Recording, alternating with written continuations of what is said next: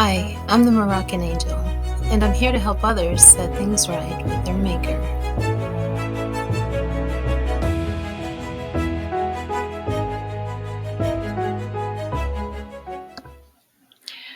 So let's begin by reading this particular scripture within the Christian book. It is found in the book of Colossians, chapter 2, verse 9. For in Jesus dwelleth all the fullness of the Godhead bodily. Now I want you to pay attention to what he's saying. Within Jesus' body dwell the entirety of who God is. That the entirety of God dwelled within the body of Jesus. The original Greek word, you can look this up, it's found in the Strong's Concordance, G2320, means the state of being God. So this author is literally saying that Jesus is the state of being God in bodily form, a deity. Literally a god, a person revered or thing as supremely powerful or beneficent. It is theologically defined as the essential nature and condition of being God. And in layman's terms, the word Godhead is defined as the essential being or nature of God, the Almighty One. Now, basically, the Apostle Paul is declaring that Jesus is God. For all of you Christians who need some type of confirmation that this was believed to be true, do you hear this? Now, he's not just declaring Jesus to be any God. He's declaring that Jesus in particular is the God of Israel in bodily form. And you might be wondering as a Christian, aha, here's the biblical evidence that Jesus is the God of Israel. Well, Paul is stating it right here. But let's take a look. Let's take a look at something. We're going to turn our focus on the word fullness. The fullness of the Godhead bodily. Now, the original Greek word being pleroma, it is defined as complete. Complete exclusively meaning having all parts or elements.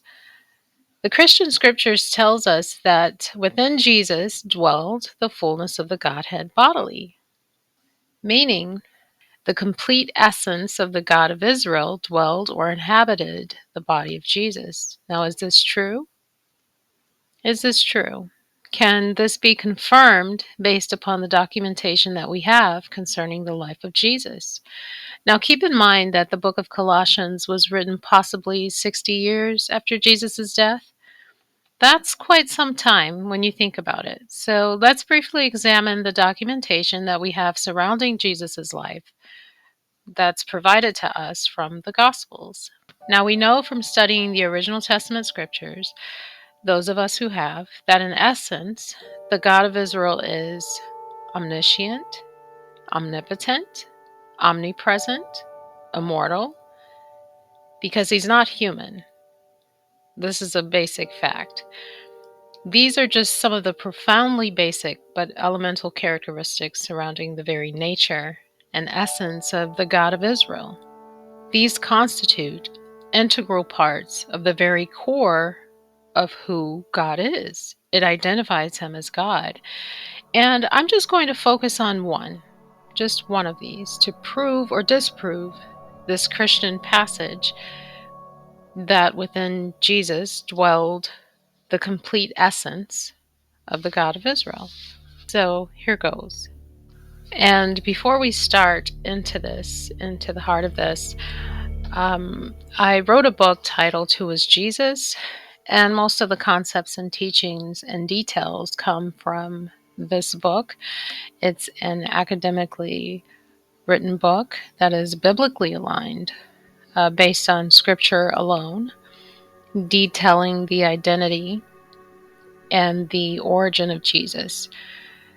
I would encourage every Christian and non-Christian to read this book. Personally, I am a little biased because I'm the author, but I promise you it is absolutely enlightening and it will change your life. So here goes. We're going to focus on just one, which is omniscience. The omniscience of the God of Israel. The God of Israel declared within the original testament that he makes known the end from the beginning, and from ancient times the things that are not yet done, saying, "My counsel shall stand, and I will do all of my pleasure," or all my pleasure. We understand from this passage alone that the God of Israel knows the future, and it goes according to his will. Now, if in fact Jesus was the quote-unquote bodied form of the God of Israel, or he embodied the full essence and nature of the God of Israel, like Paul stated, then this would have been, let's say, clearly demonstrated. Clearly demonstrated. Did Jesus demonstrate that he was omniscient? That he was all-knowing? Well, we see through the historical accounts of the Gospels that Jesus did not, in fact, display or demonstrate omniscience. As a matter of fact, they paint a different picture altogether. The Gospels provide evidence of the limitations of Jesus' knowledge, which should not be the case if he embodied the fullness of the God of Israel, or he was the God of Israel. Now, the reason I'm pointing out both of these aspects, as far as embodying the fullness of the God of Israel and actually being the God of Israel, because there's a difference. When you embody the fullness of a spirit, it's an element of possession, that spirit actually inhabiting your body, meaning you're still a separate entity, but that spirit coincides, or two of you are occupying one vessel. To say that it was the God of Israel, meaning it was God himself, that he changed his form, but it was still him. He just kind of morphed or changed his form into human form. And the reason I'm presenting both of these is because both of these concepts are taught among the Christian faith. There are 40,000 different Christian denominations, and some of them believe that he is the embodied fullness of God, and some believe that he is actually God himself, or the God of Israel, and some actually believe neither. They believe it's the Son of God. So in the Christian book of Mark, chapter 13, verse 32, it states, "But about that day," now Jesus himself is speaking. He is speaking concerning the end of the world. And he says, "But about that day or hour no one knows, not even the angels in heaven," listen, "nor the Son, but only the Father." This passage confirms that Jesus did not know the timing of the end of the world, a knowledge that he acknowledges is only reserved for the God of Israel alone. This is a clear demonstration that Jesus was not fully or completely divine. And he acknowledged clearly he did not know. Now, the God of Israel, through the original Testament scriptures, notes very clearly his omniscience. In the book of Luke, chapter 2, verse 52, it conveys to us that Jesus grew in wisdom and stature. This indicates clearly that he developed in wisdom and understanding by learning. The scriptures tell us that he went to the synagogue or the temple to learn about the God of Israel, to learn about the way of the God of Israel. He acquired his knowledge and wisdom by being taught. It states that he increased or he grew in wisdom. I hope you're seeing this, and I hope you recognize that the God of Israel did not and does not, quote unquote, increase in wisdom or knowledge. In the book of John, chapter 11, verse 34, Jesus asked, concerning the corpse of Lazarus. Where did you lay him?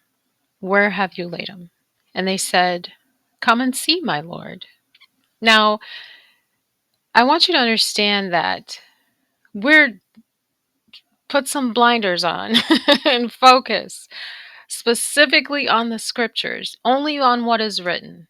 Your mind is probably swirling with, how your pastor explained it or what someone else explained it to be. Let's set all of that aside and just focus on what's actually written, because the truth is none of us was there. This is 2024 and none of us was standing in that crowd. We have to go by what is historically written and acknowledge that this is what was written. In that time, what we understand is that the authors wrote exactly what was determined to be written. And that has to be acknowledged and it has to be honored to some extent regarding the historical accounts.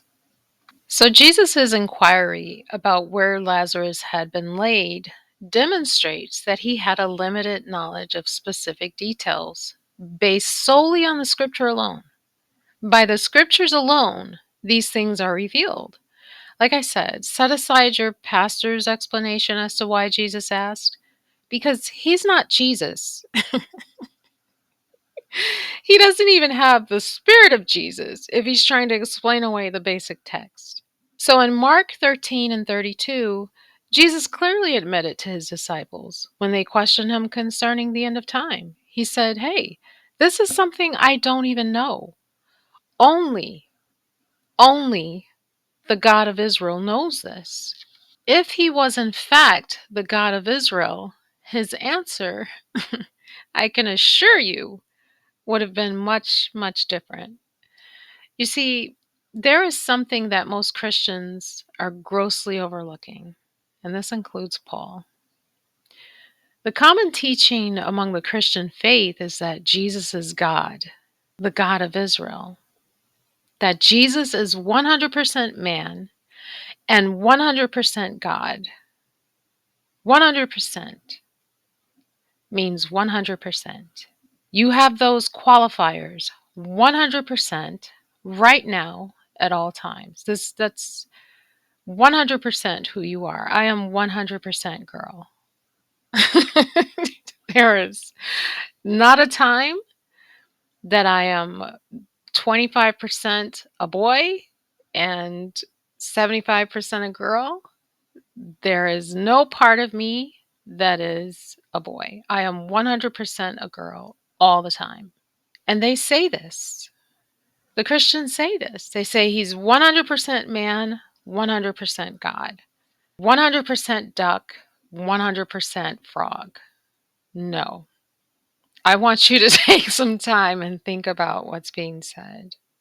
Because they're not taking a moment to actually think about what they are declaring. They're declaring that Jesus is the God of Israel. But upon becoming human, he experienced the physical and intellectual restrictions known to man, and thereby unable to express his divine eternal intellect, his eternal awareness, and his eternal nature. That's not even how it works. But this only confirms, when we look at these scriptures, that Jesus was not fully divine, nor fully the God of Israel. The God of Israel, when he declares, I am all powerful or omnipotent, he is all powerful all the time. When he declares, I know everything, it's not just at the moment. It's not part of him knows everything and part of him doesn't. That doesn't even make sense. He cannot be fully God, ruler of the universe on the throne, with impaired intellect and judgment or limited power, for these are the definitive components that distinctly separates the Eternal One from men. Listen, this is basic common sense. Changing one's form does not constitute impaired intellect or impaired judgment or ability. When a spirit inhabits a human body, it does not lose its nature or essence. Everything that comprises the elements of that spirit remain intact. And this is a situation involving possession or the inhabiting of a human vessel, because we know, come now, to claim that Jesus is the God of Israel himself, the eternal one. Let's take a moment. Hear this. The eternal one, just hear this. Changing his outward appearance does not involve the restructuring of his identity or his intellect or his ability or his very nature. This isn't some comic book where you can just make up the characters and superpowers. This is God. Come now. And he declared, I am not a man. No part of me is a man, nor am I the son of man. If the fullness of the God of Israel dwelled within Jesus 100% of the time, he would have certainly known the answers to the questions even he himself asked. So to say or imply that Jesus is the God of Israel is clearly an error, because the God of Israel cannot consider this. He cannot at any point be unaware of his own eternal wisdom and intellect. Jesus himself acknowledged that there are things that he himself did not know, but they were and are reserved only to the God of Israel, confirming that he himself was not 100% divine in nature. Only God is. Now, did the Spirit of the God of Israel dwell within the body of Jesus? Well, according to the original Testament scriptures, no. Only human spirits possess the fleshly body. The God of Israel, the Eternal One, does not. He influences the mind. Now, if you'd want to understand how this is biblically accurate, you can schedule to speak with me. One of the primary basic qualities and nature of the God of Israel is that he is omniscient. This is what sets him apart from men. These qualities distinctly set him apart from men. And I want to ask you something. Tell me, just think about this. Do you know what constitutes being fully human? 100% human? If you have questions or you'd like to biblically fact check what I've presented today, I've included a biblical reference guide in the link and additional resources. And if you have further questions and concerns, you can schedule to speak with me. I'd love to talk to you. I'm the Moroccan Angel. Do what is right. Always. It matters.